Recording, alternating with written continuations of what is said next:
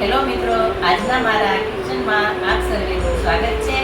મિત્રો, આપણે બધા જાણીએ છીએ કે ગણપતિ ઉત્સવ શરૂ છે, તો આપણે આજે બનાવીશું ગણપતિને પ્રિય એવા મોદક. તો ચાલો આજે આપણે મોદક બનાવીશું ગણપતિને એવા પ્રિય મોદકની ડીશ. આપ જોઈ રહ્યા છો.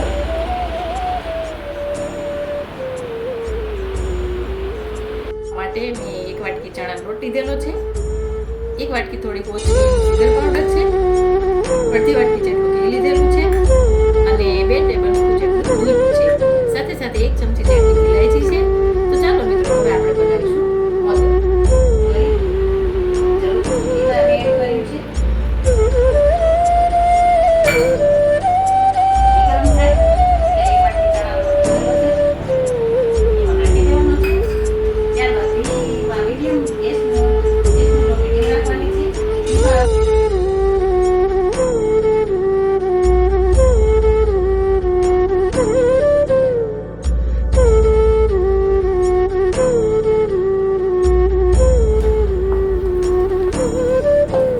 જો મિત્રો, આપણે જોઈ રહ્યા છીએ કે લોટના શેકાતા એમાંથી અંદર એનું ઘી છૂટું પડવા લાગ્યું છે અને સરસ મજાનો એવો લોટનો કલર પણ આવવા લાગ્યો છે, ગોલ્ડન કલર જેવો થવા લાગ્યો છે અને ઘી છૂટું પડી રહ્યું છે.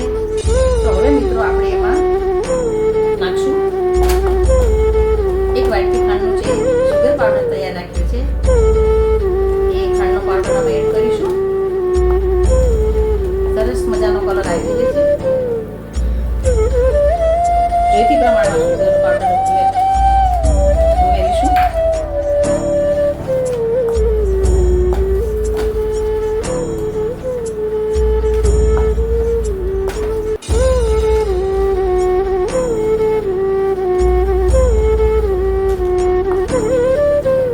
સતત હલાવતા રહેવાનું છે, જેથી કરીને કલર સરસ આવે.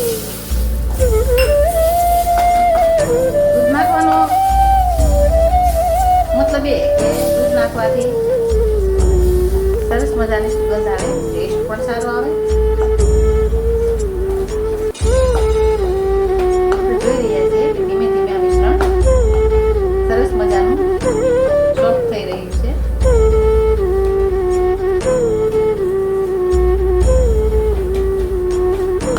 હવે મિત્રો, આપણે ચમચી